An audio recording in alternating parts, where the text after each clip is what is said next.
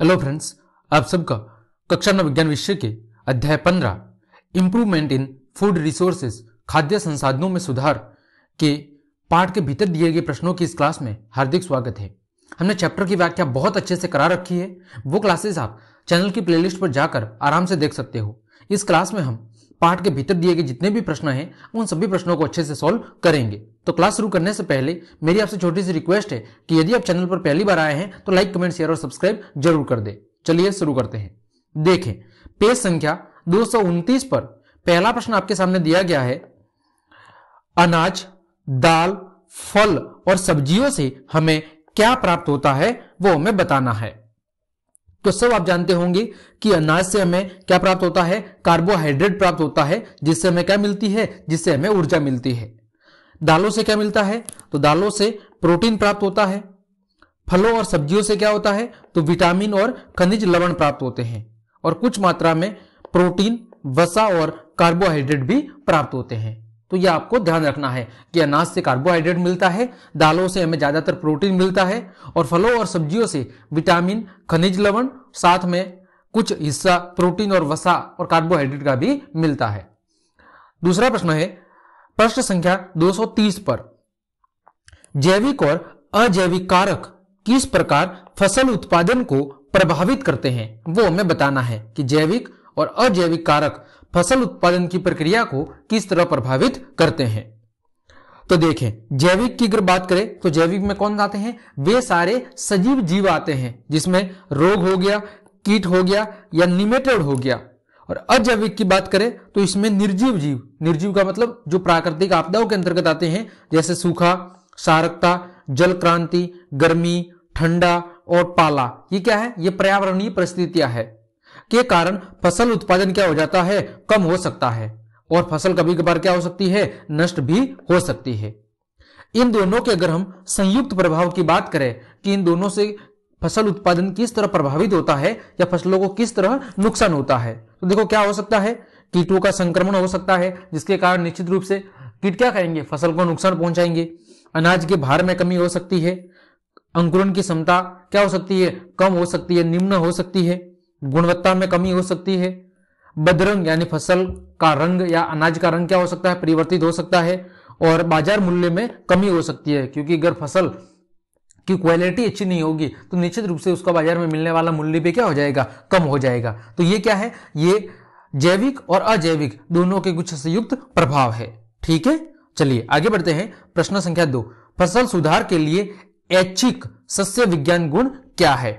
फसल सुधार के लिए ऐच्छिक सस्य विज्ञान गुण क्या होता है। तो देखें, ऐच्छिक सस्य विज्ञान गुण क्या होता है, तो इसको मैं हाईलाइट कर लेता हूं। अब ये होता क्या है वो देखो, तो छारे वाली फसलों के लिए लंबी और सघन शाखाएं कौन सा गुण है, ऐच्छिक। मतलब जो फसलें, जैसे बात करें चारे वाली फसल की, जो पशुओं के लिए चारे के काम में आती है, तो उस फसल के ऐच्छिक गुण का मतलब है कि वो गुण तो उसमें होने ही चाहिए भाई, वो क्वालिटी तो उस फसल की क्या क्वालिटी होनी चाहिए कि उसकी लंबी और सघन शाखाएं होनी चाहिए। जितनी फसल की हाइट ज्यादा होगी, जितनी उसकी शाखाएं पत्तियां बड़ी होगी, उतनी वो चारे के लिए उपयुक्त होगी। अगर बात करें अनाज वाले पौधे की, तो अनाज वाले पौधे के लिए क्या विशेषता है कि वो पौधा कैसा होना चाहिए, बौना होना चाहिए। क्यों, ताकि इन फसलों को उगाने के लिए कम पोषक तत्वों की आवश्यकता हो। तो इस प्रकार जो सस्य विज्ञान वाली किस्में हैं वो अधिक उत्पादन प्राप्त करने में क्या होती है, सहायक होती है। मतलब क्या है इस चीज का, कि जैसी हमारे रिक्वायरमेंट है उस आधार पर वो फसल होनी चाहिए। जैसे हम बात करें कि दालों की, तो दाल के लिए पौधे का हम क्या चयन करेंगे कि उस पौधे की हाइट क्या हो, कम से कम हो, और उसकी जो शाखाएं हैं और उससे निकलने वाली जो फलियां हैं उसकी संख्या ज्यादा से ज्यादा हो। तो वो क्या है, वो सस्य विज्ञान या ऐच्छिक सस्य विज्ञान गुण है कि जैसी हमारी संभावना है, जैसी हमारी इच्छा है, उसके अनुसार उस फसल में वो गुण मौजूद होने चाहिए। ठीक है, अगला प्रश्न संख्या 231 पर, वृहत पोषक क्या है और इन्हें वृहत पोषक क्यों कहा जाता है। तो देखें, पौधों को कई सारे जो पोषक तत्व है वो कहां से प्राप्त होते हैं, मिट्टी से। अब इनमें से कुछ ऐसे पोषक तत्व होते हैं जैसे नाइट्रोजन हो गया, फास्फोरस हो गया, पोटेशियम हो गया, कैल्शियम, मैग्नीशियम, सल्फर। इनकी पौधों को अधिक मात्रा में आवश्यकता होती है, इसी कारण इन्हें क्या कहा जाता है, वृहत पोषक तत्व कहा जाता है। ठीक है। और वृहत क्यों कहते हैं इसका कारण मैंने बता ही दिया, क्योंकि ऐसे पोषक तत्वों की पौधों को अधिक मात्रा में क्या होती है, जरूरत पड़ती है। इसी कारण इन्हें क्या कहते हैं, इसी कारण इन्हें वृहत पोषक तत्व कहा जाता है। ठीक है। अगला प्रश्न है, पौधे अपना पोषक या अपने पोषक तत्व कैसे प्राप्त करते हैं? तो पौधे अपने जो पोषक तत्व है वो हवा, पानी और मिट्टी से क्या करते हैं, प्राप्त करते हैं। अगर बात करें हवा की, तो हवा से वो क्या क्या प्राप्त करते हैं, कार्बन और ऑक्सीजन, पानी से हाइड्रोजन और ऑक्सीजन, और मिट्टी से अन्य पोषक तत्व जिसमें नाइट्रोजन, फास्फोरस, सल्फर वगैरह जैसी चीजें। मिट्टी में पाए जाने वाले जो पोषक तत्व है वो जल में कैसे होते हैं, घुलनशील होते हैं, और वो जड़ों के द्वारा क्या किए जाते हैं, अवशोषित किए जाते हैं, तथा जो जाइलम उत्तक होता है उसके द्वारा पौधों के विभिन्न भागों तक पहुंचाए जाते हैं। ठीक है। आगे बढ़ते हैं प्रश्न संख्या 232 पर। मिट्टी की उर्वरता को बनाए रखने के लिए खाद और उर्वरक के उपयोग की तुलना कीजिए। यानी खाद और उर्वरक में हमें तुलना करनी है, अंतर बताना है। तो देखो, हमने दोनों को अलग अलग बताया है कि पहले हमने खाद की चर्चा की है और उसके बाद हम उर्वरक की चर्चा करेंगे। तो सबसे पहले बात कर रहे हैं खाद की, कि खाद से मिट्टी को क्या फायदा है। तो खाद मिट्टी को पोषक और कार्बनिक पदार्थों से क्या करती है, परिपूर्ण करती है। यानी पोषक तत्वों और कार्बनिक पदार्थों की आपूर्ति करती है, जिससे मिट्टी की उर्वरता क्षमता में क्या होती है, बढ़ोतरी होती है। इससे दूसरा फायदा क्या होता है, यह मिट्टी की संरचना में क्या लाती है, सुधार लाती है। तीसरा फायदा, रेतीली मिट्टी में पानी को सोखने की या पानी को अपने अंदर बनाए रखने की क्षमता क्या हो जाती है, बढ़ जाती है खाद के कारण। चौथा, चिकनी मिट्टी में कार्बनिक पदार्थों की अधिक मात्रा पानी को निकालने में क्या करती है, सहायता करती है, जिससे पानी ज्यादा समय तक एकत्रित नहीं हो पाता है। ठीक है। खाद से क्या होता है, और मृदा अपरदन में कमी आती है। खाद मिट्टी को क्या बनाते हैं, खाद मिट्टी को ह्यूमस प्रदान करते हैं, और साथ ही साथ मृदा के अंदर रहने वाले सूक्ष्म जीव और जो अन्य छोटे मोटे भूमिगत जीव है उन्हें क्या प्राप्त करते हैं, उन्हें भोजन प्रदान करते हैं। तो ये किसके फायदे हैं, ये है खाद के फायदे या उपयोगिता। अब बात कर रहे हैं उर्वरक की, कि उर्वरक के फायदे या उपयोगिता क्या है। तो उर्वरक के उपयोग से अच्छी कायिक वृद्धि, यानी पत्तियां होगी, शाखाएं हो गए, फूल, इनकी क्या होती है, बहुत अच्छी वृद्धि होती है, और स्वस्थ पौधों की क्या होती है, प्राप्ति होती है। साथ ही साथ अधिक उत्पादन के लिए किसका उपयोग किया जाता है, उर्वरक का उपयोग किया जाता है, परंतु ये क्या होते हैं, आर्थिक दृष्टि से महंगे होते हैं। अगला लाभ क्या है, उर्वरकों के उपयोग द्वारा कम समय में अधिक उत्पादन होता है, परंतु नुकसान क्या है, ये मृदा की जो उर्वरकता है उसको क्या करते हैं, उसको हानि पहुंचाते हैं। अगला क्या है, उर्वरकों के लगातार प्रयोग से मिट्टी की उर्वरता घटती है, क्योंकि कार्बनिक पदार्थ की पुनः प्राप्ति नहीं हो पाती है, और साथ ही साथ सूक्ष्म जीव और जो भूमिगत जीव है उनका जीवन चक्र भी क्या हो जाता है, अवरुद्ध हो जाता है या रुक जाता है। अगला, मिट्टी क्या हो जाती है, तो ज्यादा अम्लीय हो जाती है या क्या हो जाती है, क्षारीय, जिससे मिट्टी सूखी चूर्ण की तरह होने से क्या होता है, मृदा अपरदन बढ़ जाता है। तो ये क्या है, ये उर्वरक के कुछ फायदे हैं तो कुछ नुकसान भी है, लेकिन खाद के कोई ज्यादा नुकसान नहीं है। तो ये दोनों की तुलना होगी। आगे बात करते हैं प्रश्न संख्या 235। पहला प्रश्न दिया गया है, निम्नलिखित में से कौन सी परिस्थिति में सबसे अधिक लाभ होगा और क्यों होगा। हमारे सामने कुल 3 स्थिति दी गई है, हमें बताना है कि कौन सी स्थिति में हमें ज्यादा प्रॉफिट होगा और क्यों होगा, उसका रीजन बताना है। तो देखें, पहला ऑप्शन दिया हुआ है, किसान उच्च कोटि के बीज का उपयोग करे, सिंचाई ना करे और उर्वरक का उपयोग भी ना करे। तो क्या यह सही है? केवल बीज का अच्छा होने से क्या फायदा है, अगर उसे समय पर पानी नहीं मिलेगा, उसे उर्वरक नहीं मिलेगा, तो वो कोई काम का नहीं है बीज। दूसरा, किसान सामान्य बीजों का ही उपयोग करे, सिंचाई करे और उर्वरक का उपयोग करे, तो यह भी उचित नहीं है। तीसरा, किसान अच्छी किस्म के बीज का प्रयोग करे, साथ ही साथ समय समय पर सिंचाई करे, साथ ही साथ उर्वरक का भी उपयोग करे और फसल सुरक्षा की विधियां अपनाए, तो यह कारण उचित है। तो इसका सही उत्तर कौन सा हो जाएगा? Option C. अब इसका कारण क्या है कि ये सही क्यों है? तो देखें, किसान अच्छी किस्मों के सबसे पहले क्या करेगा? अच्छे बीज का उपयोग करेगा। अच्छे बीज का उपयोग करने के बाद समय समय पर उसकी सिंचाई करेगा, और अगर किसी प्रकार के पोषक तत्वों की कमी है तो उर्वरक का उसके हिसाब से उपयोग करेगा, और साथ ही साथ फसल की सुरक्षा से रिलेटेड उपाय भी करेगा।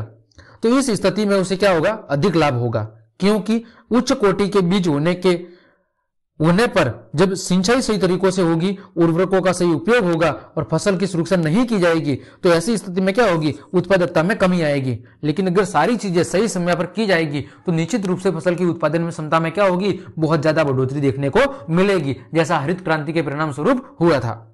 ठीक है, अगला प्रश्न है 235 पर, फसल की सुरक्षा के लिए निरोधक विधियां और जैव नियंत्रण को क्यों अच्छा समझा जाता है। फसल की सुरक्षा के लिए कुछ निरोधक विधियां है और जैव नियंत्रण जो प्रक्रिया है उसे अच्छा या बेहतर क्यों माना जाता है। तो देखें, पीड़कों पर नियंत्रण के लिए प्रतिरोधक क्षमता वाली किस्मों का उपयोग और ग्रीष्म काल में हल से क्या की जाती है, जुताई की जाती है। अब गहराई तक जुताई करने से क्या होता है, खरपतवार जो और अन्य जो पीड़क है वो पीड़क क्या हो जाते हैं, नष्ट हो जाते हैं। यह क्या है, यह एक प्रकार की निरोधक विधि है। ठीक है, जबकि बात करें जैव नियंत्रण विधि की तो इसमें जानबूझकर कीटों या अन्य जीवों का क्या किया जाता है, उपयोग किया जाता है, जो खरपतवार को खासकर क्या कर देते हैं, नष्ट कर देते हैं।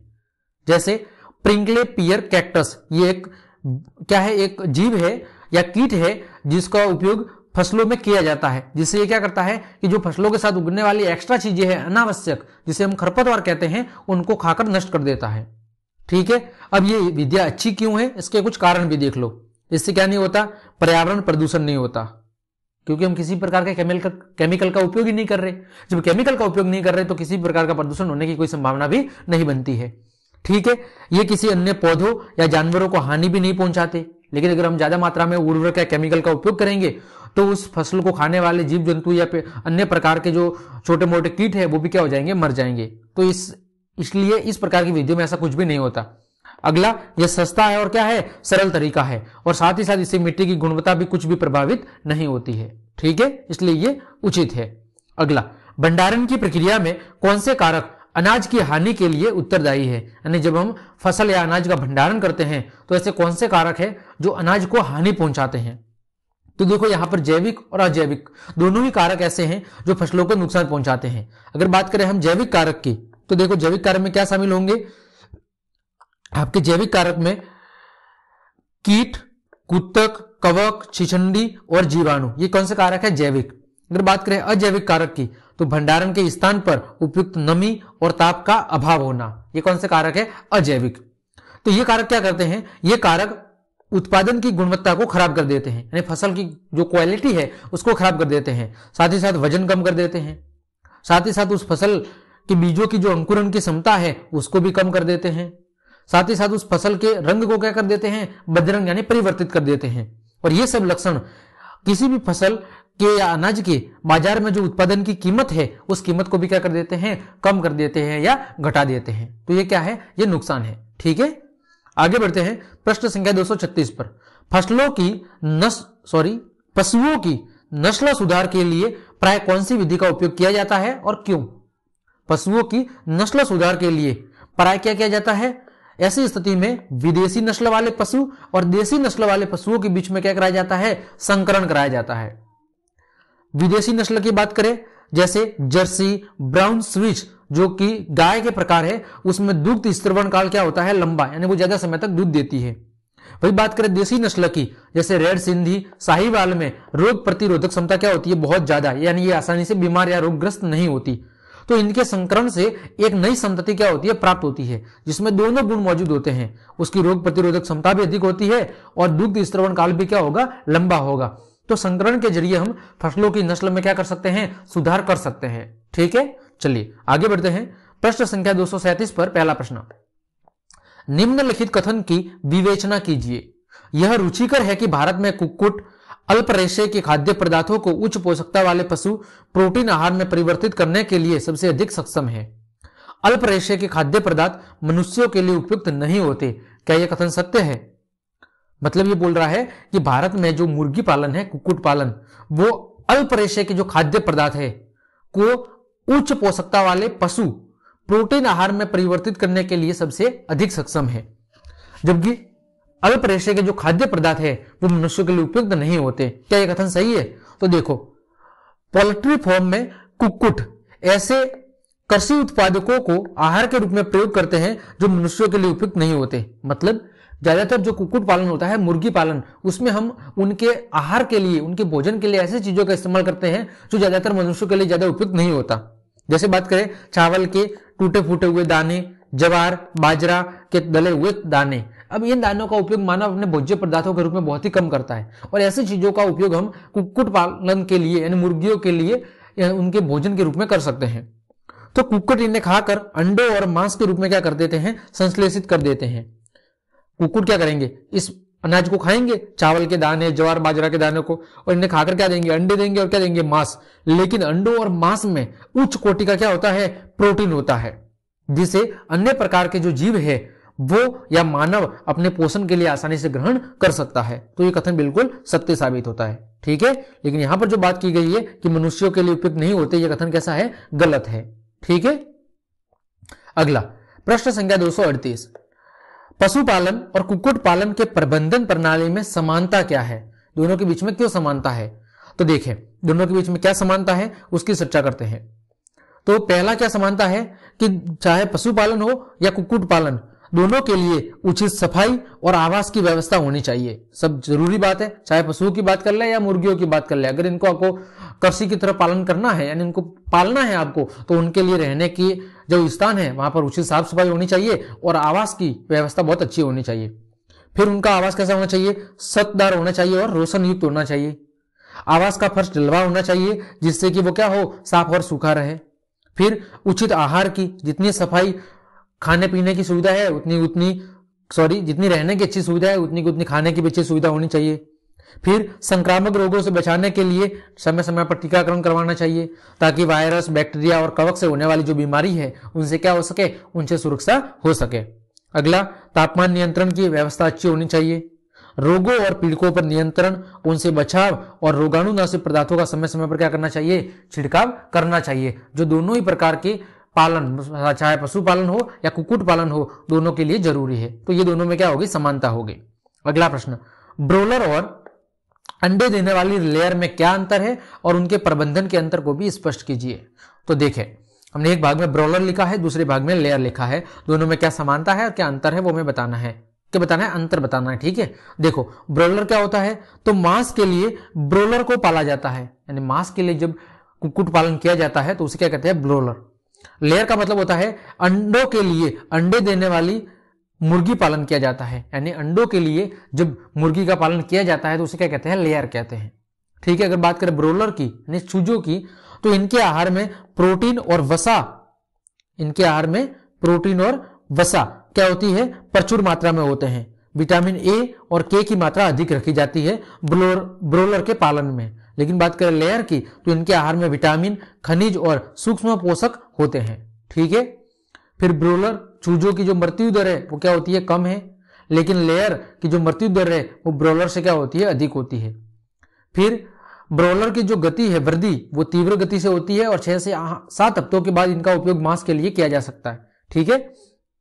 वही 20 हफ्ते की उम्र में अंडे दे सकते हैं, ठीक है। और फिर ब्रोलर की बात करें तो इन्हें अधिक स्थान और प्रकाश की आवश्यकता नहीं होती है, जबकि जो लेयर है उन्हें वृद्धि के लिए अधिक स्थान और प्रकाश की आवश्यकता होती है। दोनों के बीच में अंतर है। ब्रोलर का मतलब है कि मांस के लिए मुर्गी पालन और लेयर का मतलब है अंडों के लिए मुर्गी पालन। सिंपल सी बात है, ठीक है। तो आप इसके आधार पर अंतर आराम से लिख सकते हैं। अगला प्रश्न है 239 पर, मछलियां कैसे प्राप्त करते हैं। तो भाई मछली पालन के 2 तरीके हैं, या तो प्राकृतिक स्रोत से, जिसे हम साधारण भाषा में क्या कहते हैं, मछली पकड़ना कहते हैं। अब जो मछलियां है वो मछलियों के जल स्रोत समुद्री जल हो सकता है, ताजा जल हो सकता है, जो कैसा है, अलवणीय है। और अलवणीय जल नदियों, नहरों और तालाबों में उपलब्ध होता है। वहां पर प्राकृतिक तरीके से हम क्या कर सकते हैं, मछली पालन कर सकते हैं या वहां से मछलियां प्राप्त कर सकते हैं। दूसरा क्या होता है, मछली पालन या मछली संवर्धन, जिसमें हम कृत्रिम तरीके से क्या करते हैं, मछलियों को पालते हैं और उनका उत्पादन करते हैं। तो मछली पकड़ना और मछली संवर्धन समुद्र और ताजे जल के पारिस्थितिकी तंत्रों में किया जाता है और इन 2 तरीकों की मदद से हम मछलियां प्राप्त कर सकते हैं, ठीक है। अगला प्रश्न है, मिश्रित मछली संवर्धन के क्या फायदे हैं। तो देखिए मिश्रित मछली संवर्धन का मतलब क्या है कि हम एक से अधिक प्रकार की मछलियों को एक साथ में पालते हैं। तो इससे क्या फायदा है कि इस प्रक्रिया में देसी और आयातित का मतलब विदेशी प्रकार की मछलियां एक साथ रहती है।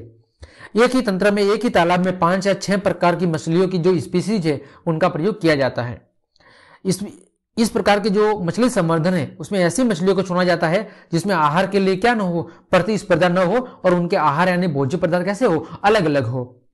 फिर तालाब के प्रत्येक भाग में उपलब्ध आहार का प्रयोग हो जाता है, जैसे कटला मछली जल की सतह से, रेहू तालाब के मध्य क्षेत्र से, मृगल और कॉमन तालाब की तली से क्या करती है, भोजन लेती है। इसी तरह ग्रास कॉर्प खरपतवार खाती है। तो अलग अलग प्रकार की जो मछलियों की प्रजातियां है वो अलग अलग जगह से अपने भोजन की प्राप्ति करती है। इस कारण उनके बीच में भोजन के लिए कोई प्रतिस्पर्धा नहीं होती और वो आसानी से क्या करती है, अपने उत्पादन में वृद्धि करती है या अपनी संख्या में वृद्धि करती है। तो ये मछलियां साथ साथ रहते हुए भी बिना स्पर्धा के अपना क्या करती है, अपना अपना आहार बना लेती है। इसलिए ये तालाब से मछली के उत्पादन में क्या होती है, वृद्धि होती है। ठीक है, अगला है प्रश्न संख्या 240 पर, मधु उत्पादन यानी शहद उत्पादन के लिए मधुमक्खी में कौन से ऐच्छिक गुण होने चाहिए। तो सिंपल सी बात है कि उन मधुमक्खियों में मधु को एकत्रित करने की क्षमता अधिक होनी चाहिए, वे कम से कम डंक मारे, साथ ही साथ वे निर्धारित समय छत्ते में काफी लंबे समय तक रहे और प्रजनन क्या करे, तीव्रता से करे। ये उन मधुमक्खियों की महत्वपूर्ण विशेषता होनी चाहिए। अगला है चरागाह क्या है और ये मधु उत्पादन से कैसे रिलेटेड है। तो देखो, चरागाह वे स्थान है जहां पर बहुत सारे फूलों की क्या होती है, क्यारियां होती है, और जिनसे मधुमक्खियां फूलों से क्या करती है, मकरंद और पराग को इकट्ठा करती है। अब चरागाह की पर्याप्त उपलब्धता मधुमक्खियों को अधिक मात्रा में क्या उपलब्ध कराती है, शहद। यानी जब सीधी सी बात है, जब बहुत बड़ी संख्या में फूल होंगे तो उनसे मधुमक्खियां क्या होगी, अधिक मात्रा में मकरंद और पराग को भी इकट्ठा करेगी। और अलग अलग प्रकार के अगर फूल होंगे तो जो उस मधु की गुणवत्ता है और जो स्वाद है वो भी क्या होगा, अलग अलग प्रकार की वैरायटी वाला होगा। इसीलिए जितने अधिक प्रकार के फूल होंगे उतने ही किस्म के मधु की स्वाद की होगी। अतः मधु उत्पादन का संबंध किससे है, चरागाह से है। ठीक है, तो इस प्रकार हमने आपके पाठ के भीतर दिए कि जितने भी प्रश्न थे उन सभी प्रश्नों को अच्छे से सॉल्व कर लिया है। उम्मीद करता हूं सारे प्रश्न आपको अच्छे समझ में आए होंगे। तो अगर आपको मेरी क्लास पसंद आई है तो फिर लाइक, कमेंट, शेयर और सब्सक्राइब जरूर ठोक दे। धन्यवाद।